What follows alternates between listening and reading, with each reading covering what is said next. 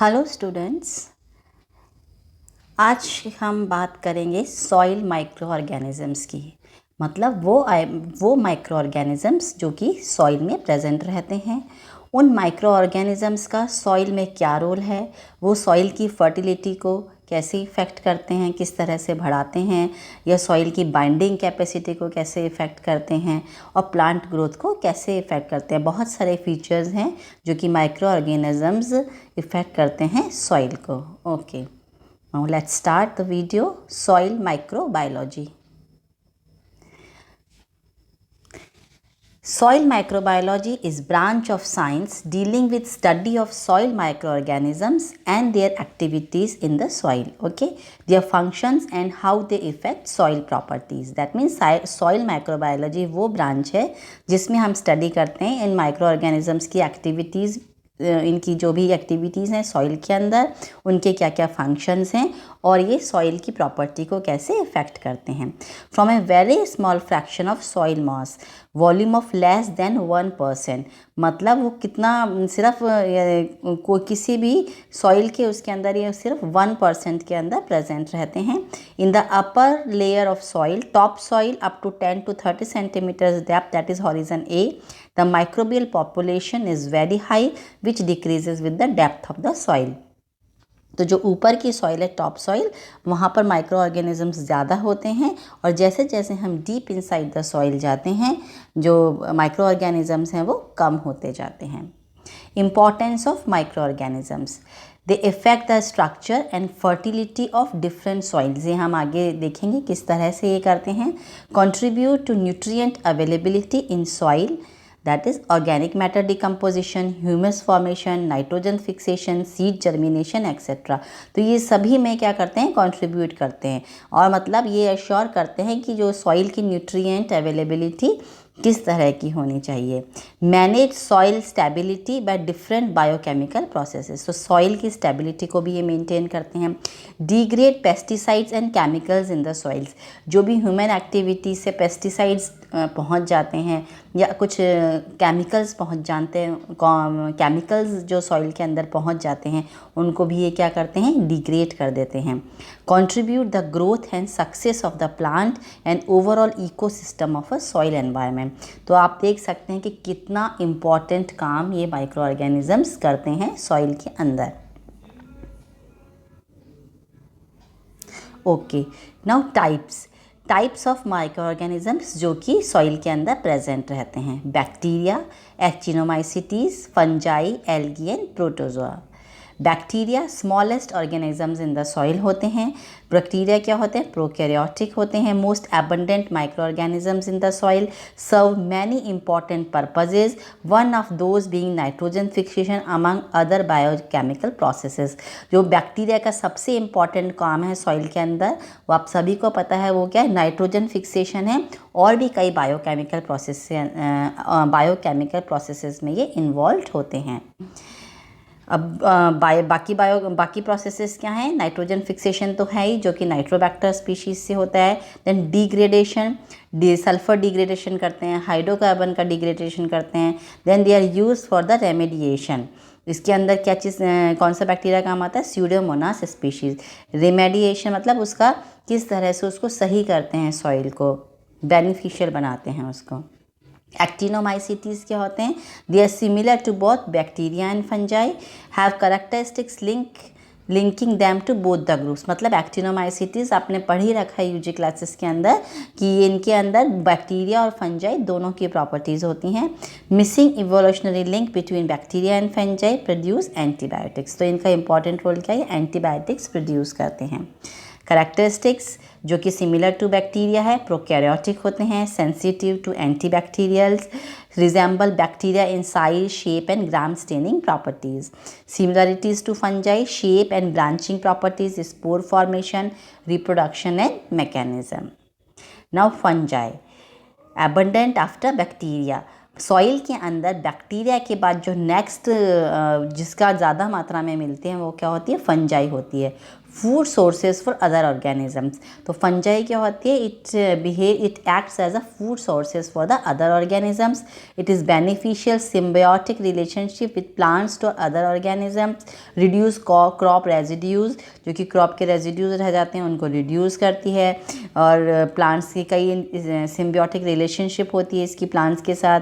Biochemically processes nutrients to improve the soil, इस जो biochemically fungi भी क्या करती हैं, बैक्टीरिया की जैसे इम्प्रूव करती है सॉइल के न्यूट्रिएंट क्वालिटी को। Split into different species based on size, shape and colour of their spores which are use to reproduce. तो ये डिफरेंट तरह की फंजाई सॉइल के अंदर पाई जाती हैं, अलग अलग तरह की। Factors affecting growth of fungi, quality as well as quantity of organic matter in the soil has a direct correlation to the growth of fungi. मतलब सॉइल की जो इनके अंदर जो भी ऑर्गेनिक मैटर प्रेजेंट रहता है वो डिपेंड करता है कि फंजाई की ग्रोथ सॉइल के अंदर कैसे होएगी। Fungi abundant in an acidic areas compared to bacteria. Fungi also grows well in dry, arid soils, aerobic or dependent on oxygen. Now next is algae. Soil के अंदर एल्गी भी present रहते हैं। Algae can make its nutrients through a process known as photosynthesis, distributed evenly whether sunlight and moderate moisture is available, do not have to be on the soil surface or directly exposed to the rays. They can live below the soil surface as long as the algae has uniform temperature and moisture conditions. तो ज़रूरी नहीं जो algae है वो soil की upper surface पर ही रहे, यदि नीचे लाइट पहुंच रही है और मॉइस्चर है तो वो वहाँ पर भी ग्रो कर सकती है। Possesses the character of symbiotic nitrogen fixation in association with other organisms like fungi, mosses and liverworts. तो ये भी क्या करती हैं, symbiotic nitrogen fixation का काम करती हैं in association with the fungi और mosses. Association fix nitrogen symbiotically in rice fields, plays important role in maintenance of soil fertility, especially in tropical soils. तो tropical soils के अंदर ये soil की fertility को maintain करती हैं। Add organic matter to soil when die. जब algae die मतलब खुद dead हो जाती है तो वो क्या ऐड करती है, soil में अपना organic matter ऐड करती है and thus increases the amount of organic carbon in the soil. Most of the soil algae, especially blue-green algae, act as cementing agent in binding soil particles and thereby reduce or prevent soil erosion. तो ये कितना important चीज़ है कि जो blue-green algae हैं वो क्या करती हैं, उनकी में binding properties होती हैं, soil को वो bind करके रखती हैं और जो सॉइल इरोज़न की जो सॉइल इरोज़न है या सॉइल बाइंड नहीं रह पाती उसको ये कम करती हैं ब्लू ग्रीन एल्गी। तो ये इनका क्या है, एक इम्पॉर्टेंट करेक्टरिस्टिक फीचर है। Mucilage secreted by the blue green algae is hygroscopic in nature and thus helps in increasing the water retention capacity of soil for longer time period. Okay, तो जो blue green algae से जो mucilage निकलता है वो क्या होता है, हाइग्रोस्कोपिक होता है और जिससे कि सॉइल की वाटर रिटेंशन कैपेसिटी क्या होती है, इंक्रीज हो जाती है। Soil algae through the process of photosynthesis liberate large quantity of oxygen in the soil environment and thus facilitate the aeration in submerged soil और oxygenated the soil environment. तो जो algae हैं वो ग्रीन होती हैं, फोटोसिंथेसिस से oxygen निकालती हैं और पूरे की पूरी सॉइल का जो एनवायरनमेंट है उसको क्या कर देती हैं, ऑक्सीजनेट कर देती हैं। मतलब वो सॉइल के अंदर ऑक्सीजन को फ्लो करती हैं, ऑक्सीजन को प्रवाहित करती हैं। Help in checking the loss of nitrates through leaching and drainage specially in uncropped soils. और ये नाइट्रेट्स की leaching, loss of nitrates through leaching में भी हेल्प करती हैं जिससे कि नाइट्रेट्स का लॉस ना हो। They help in weathering of rocks and building up of soil structure. तो जब रॉक्स के वेदरिंग में भी हेल्प करती हैं जिससे कि बाद में फिर क्या बनती है, सॉइल बनती है। ओके, नाउ एल्गी के बाद और कौन से माइक्रो ऑर्गेनिजम्स हैं जो सॉइल में प्रेजेंट रहते हैं, दैट इज़ प्रोटोजोआ। प्रोटोजोआ क्या होते हैं, दे आर यूकैरियोटिक ऑर्गेनिजम्स। इनके अंदर सेक्सुअल रिप्रोडक्शन होता है, बायोलॉजिकली कंट्रोल एजेंट होते हैं, maintain equilibrium in soil microbes. Protozoa can be split into 3 categories. तो जो प्रोटोजोआ होते हैं या तो वो फ्लैजेलेट्स हो सकते हैं, अमीबे हो सकते हैं और सीलिएट्स हो सकते हैं। Types of flagella, smallest members of the protozoa group can be divided further based on whether non chlorophyll containing flagellates found mostly in soil and flagellates that contain chlorophyll typically occur in aquatic conditions. Okay, तो जो non chlorophyll containing जो कि फ्लैजेलेट्स होते हैं और non chlorophyll होते हैं वो मोस्टली कहाँ पे पाए जाते हैं, found mostly in the soil, वो सॉइल के अंदर पाए जाते हैं। और फ्लैजेलेट्स जिनमें कि क्लोरोफिल होता है वो अधिकतर एक्वेटिक कंडीशंस के अंदर पाए जाते हैं और ये अपने फ्लैजेला के द्वारा इनको हम पहचान सकते हैं। जो अमीबा होता है larger than flagellates and move in a different way. तो जो अमीबा प्रोटोजोआ है दैट इज़ ये क्या होते हैं, फ्लैजेलेट्स से बड़े होते हैं। स्लग लाइक प्रॉपर्टीज़ एंड इसमें स्यूडोपोडिया होता है। अमीबा आप शुरू से ही क्लास 8 से ही पढ़ते आ रहे हैं। Does not have permanent appendages. Now फिर सीलिएट्स होते हैं, largest of the protozoa group, move by means of short numerous cilia. तो ये जो कुछ प्रोटोजोअन्स होते हैं जो कि सॉइल के अंदर प्रेजेंट रहते हैं। Soil microbes and soil structure. अब सॉइल माइक्रोब्स के हिसाब से सॉइल का स्ट्रक्चर कैसा होना चाहिए या कैसा होता है। तो soil structure dependent on stable aggregates of soil particles. Okay, अपन देखते हैं ना कोई कोर्स है, सैंडी है, किस तरह का सॉइल स्ट्रक्चर होगा वो किस पे डिपेंड करता है, एग्रीगेट्स ऑफ सॉइल पार्टी मतलब सॉइल के पार्टिकल किस तरह से बाउंड हो सकते हैं उस पर डिपेंड करता है। तो soil organisms play important role in soil aggregation. Constituents of soil are organic matter, polysaccharides, lignins and gum synthesized by soil microbes play important role in cementing of soil particles. Okay, cells and mycelial strands of fungi and actinomycetes play important role in soil aggregation. तो ये जो fungi और actinomycetes के जो strands हैं वो तो soil aggregation में के अंदर हेल्प करते हैं, मतलब सॉइल को बाइंड करने में हेल्प करते हैं। और बाकी की जो ये थर्ड पॉइंट के अंदर देखिए आप, constituents of soil are organic matter, polysaccharides, lignins, gum synthesize by the soil microbes. तो ये सॉइल माइक्रोब्स ये जो मैटर सिंथेसाइज करते हैं ये इंपॉर्टेंट रोल प्ले करते हैं सीमेंटिंग ऑफ सॉइल पार्टिकल्स में। Different soil micro organisms having soil binding properties are graded in order है, मतलब फंजाई के अंदर सबसे ज़्यादा होती है, फिर एक्टिनोमाइसिटीज़, फिर gum producing bacteria and then yeast. तो फंजाई में कौन कौन से यूज़ होते हैं, लाइक राइजोपस है, म्यूकर है, फ्यूजेरियम है, एक्सेट्रा आप पढ़ सकते हैं। बैक्टीरिया एजोटोबैक्टर है, राइजोबियम है, एक्सेट्रा। सो आप इसको पढ़ लीजिएगा।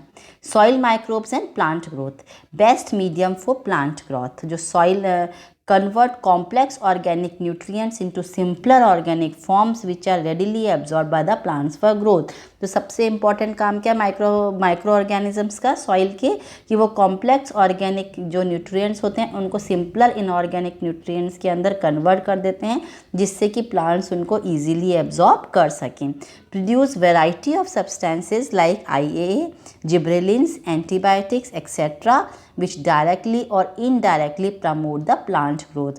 तो ये बाकी ये जो ग्रोथ हार्मोन्स हैं वो भी सिक्रीट करते हैं जिससे कि प्लांट ग्रोथ को क्या होता है, प्रमोट करते हैं ये ग्रोथ हार्मोन्स प्लांट ग्रोथ को। नाउ नेक्स्ट इंपॉर्टेंट चीज़ है biological nitrogen फिक्सेशंस। Micro organisms fix 60% of nitrogen for requirement of plants. Two groups of microorganisms are involved in the process of BNF, that is biological nitrogen fixation।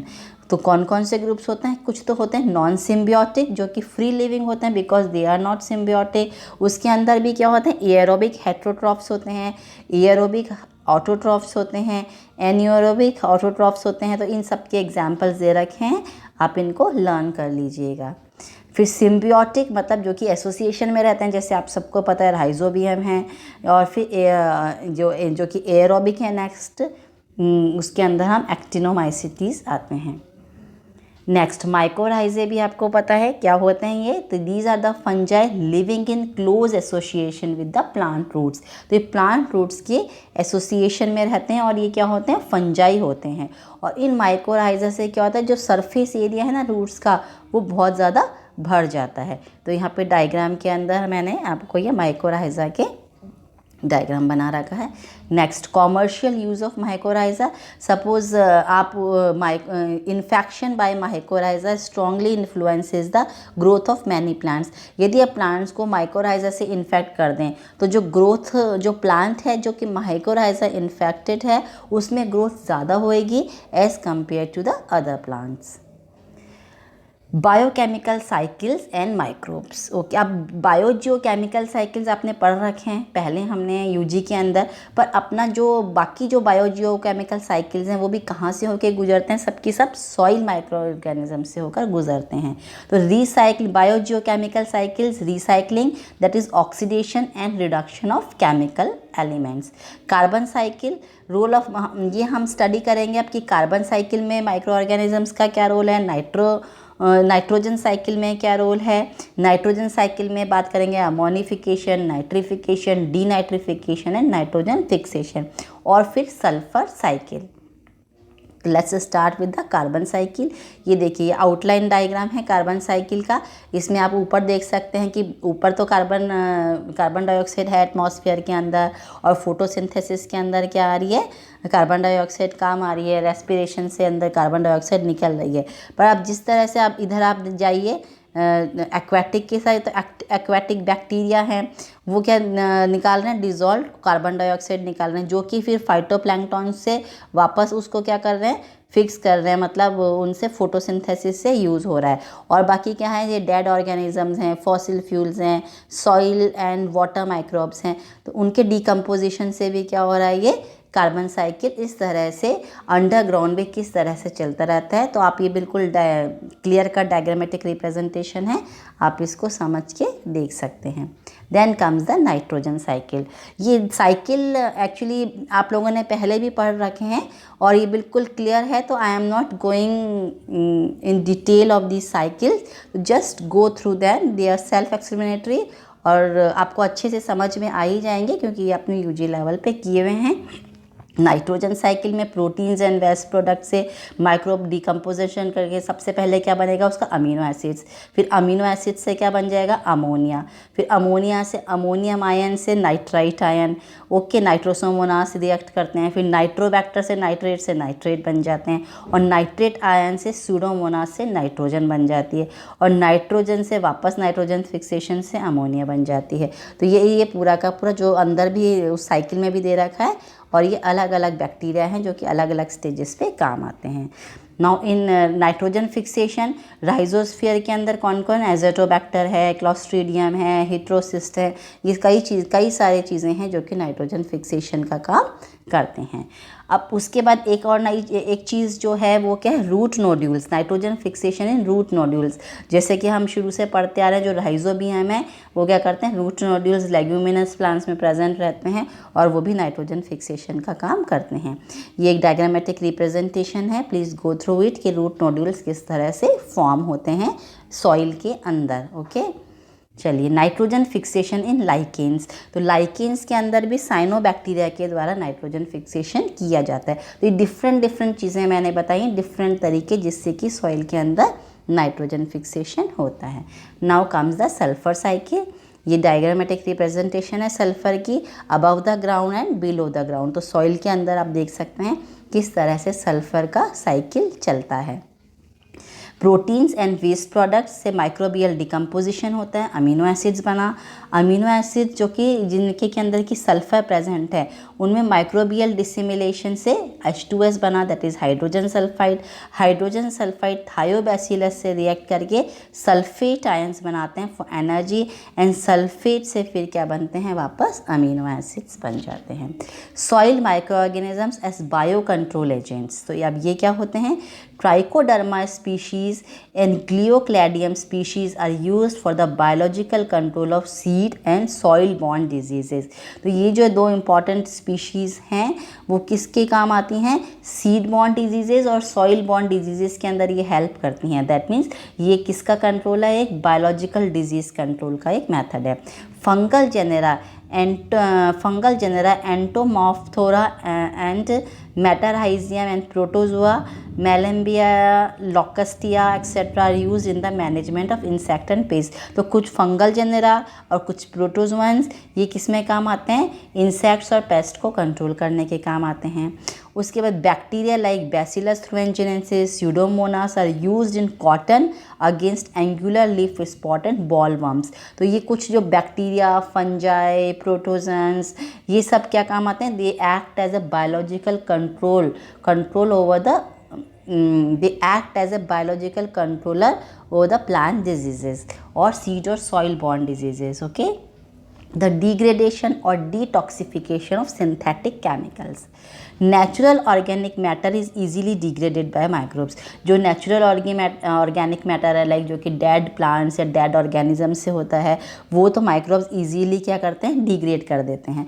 पर degradation और detoxification of the toxic chemicals or pesticides, bacteria genera like Pseudomonas, Clostridium, Bacillus, etc., ये सब क्या करते हैं, जो chemical synthetic chemicals हैं उनको भी ये सॉइल के अंदर डिग्रेड कर देते हैं और सॉइल की जो क्वालिटी है उसको बनाए रखते हैं. Biodegradation of hydrocarbons. Natural hydrocarbons in soil like waxes, paraffins, oil etcetera degraded by the fungi, bacteria and actinomycetes. तो ये कुछ नेचुरल हाइड्रोकार्बन्स और नेचुरल पेस्टिसाइड्स को या नेचुरल हाइड्रोकार्बन्स और को ये आसानी से क्या करते हैं, डिकम्पोज कर सकते हैं. तो ये माइक्रोबियल डिकम्पोजिशन ऑफ हर्बिसाइड्स का एक चार्ट है कि कितना टाइम है और कितने में रिलेटिव हर्बिसाइड कॉन्सेंट्रेशन है और किस टाइम के साथ इनका डिकम्पोजिशन हो रहा है. Now go through it. Perspectives of microbes in the soil. अभी किस किस काम आते हैं. पहला, bio remediation. Use of microbes to detoxify or degrade pollutants enhanced by nitrogen and phosphorus fertilizers. जो अपन क्रॉप में फर्टिलाइजर्स डालते हैं etcetera, nitrogen fertilizers, phosphorus fertilizers, उनको क्या करते हैं, डिग्रेड कर देते हैं और जो सॉइल को क्या करते हैं, वापस से डिटॉक्सिफाई कर देते हैं. Then comes the bio-augmentation, addition of specific microbes to facilitate degradation of pollutants. और जो pollutants हैं सॉइल में उनको भी क्या कर देते हैं, डिग्रेड कर देते हैं. ये प्रोसेस कहलाता है bio-augmentation. Then bio-stimulation, practice of addition of nitrogen and phosphorus to stimulate indigenous microorganisms in the soil. Then bio-venting, ये क्या है, प्रोसेस और way of bio stimulation by which gases stimulates like oxygen and methane are added or forced into soil to stimulate the microbial activities. Composting, matter treated with aerobic thermophilic microorganisms to degrade the contaminants. Impact of soil properties on microbes and bio indication. Nutrient, moisture, aeration, pH, temperature.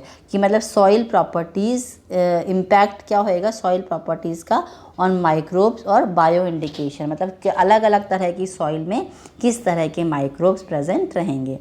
Threats to microbes in the soil. Soil degradation, मतलब soil यदि degrade हो जाती है, उसका erosion हो जाता है, global warming है, लैंड यूज चेंज है, केमिकल पॉपुलेशन है, विच इज़ केमिकल पॉल्यूशन है, which is accelerated by the anthropogenic activities. मतलब anthropogenic activities means human activities से सॉइल का क्या हो रहा है, डिग्रेडेशन हो रहा है. Climate driven factors such as temperature, precipitation, wind or rain intensity can contribute in the disturbance of soil organic matter. इस तरह से जो कुछ एक्सट्रीम क्लाइमेटिक कंडीशंस हैं उनकी वजह से भी सॉइल के ऑर्गेनिक मैटर में डिस्टर्बेंस आ जाता है. Soil compactation and reduction of soil porosity reduces of available habitats for soil organisms. यदि soil की porous जो nature है वो reduce हो जाती है तो जो soil organisms हैं वो भी क्या होते हैं, soil के अंदर कम present रहेंगे. Alteration of soil aeration and humidity status due to soil compaction can seriously impact the activity of soil organism. Similarly, यदि soil की aeration में भी difference है तो microorganisms भी इसी हिसाब से कम हो जाएंगे. Oxygen limitation can modify microbial activity that can withstand anaerobic conditions. This alters the types of distribution of all organisms found in the rest of the soil food web.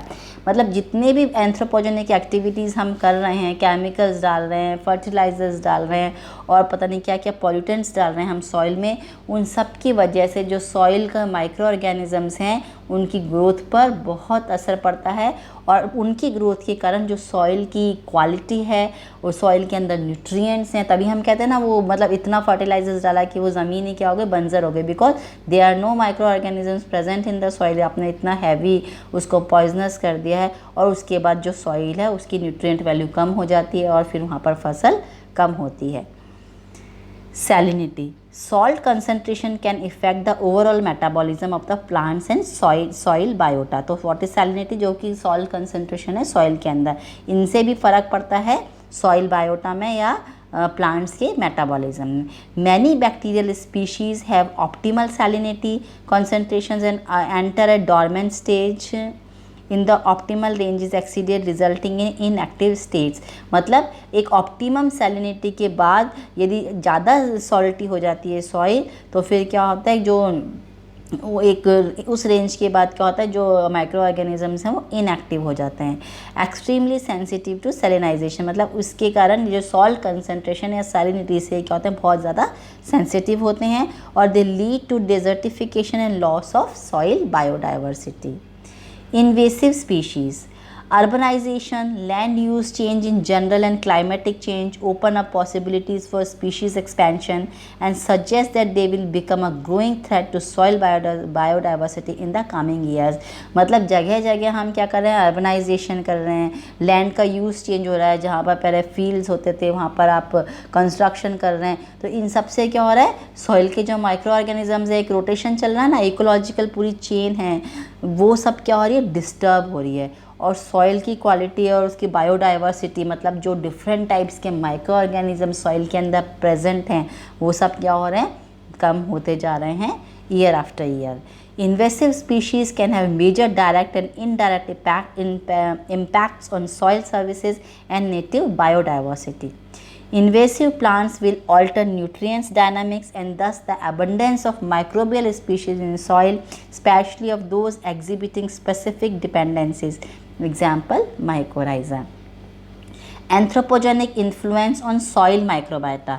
मतलब human का क्या influence है soil के microbiota में, तो सारा का सारा इन्फ्लुएंस मुझे तो लगता है ये ह्यूमन्स का ही है, बिकॉज ह्यूमन ही है जो कि नेचर के साथ छेड़छाड़ कर रहा है. आप ही हैं जो कि केमिकल्स डाल रहे हैं, आप ही हैं जो कि फर्टिलाइजर्स डाल रहे हैं स्ट्रॉन्ग आप ज़्यादा से ज़्यादा क्रॉप यील्ड को बढ़ाने के लिए. तो anthropogenic processes that influence soil microbiota include decreased organic matter, मतलब conversion of natural ecosystem to agriculture and change in land use, मतलब conversion of arable to grasslands. For instance the conversion of natural to agriculture ecosystem usually causes depletion of 50 to 75% of the previous soil carbon pool. Deep logging leads to the organic matter dilution within the soil.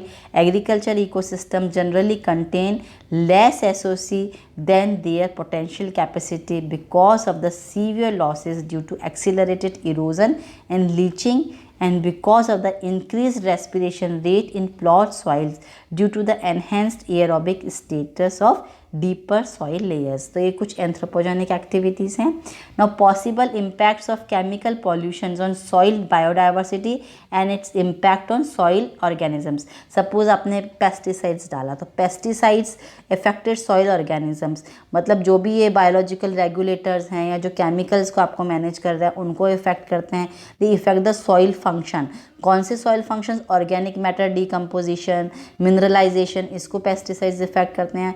और फिर जो affected soil services, जो भी micro organisms soil services दे रहे थे, like nutrient cycle है, soil fertility है, water regulation है, उन सबको क्या कर रहे हैं, वो इफेक्ट कर रहे हैं. इसी तरह से ये GM प्लांट्स और इंडस्ट्रियल केमिकल्स, इनमें भी आप देख सकते हैं कि क्या क्या माइक्रो ऑर्गेनिजम्स किस तरह से इफेक्ट हो रहे हैं.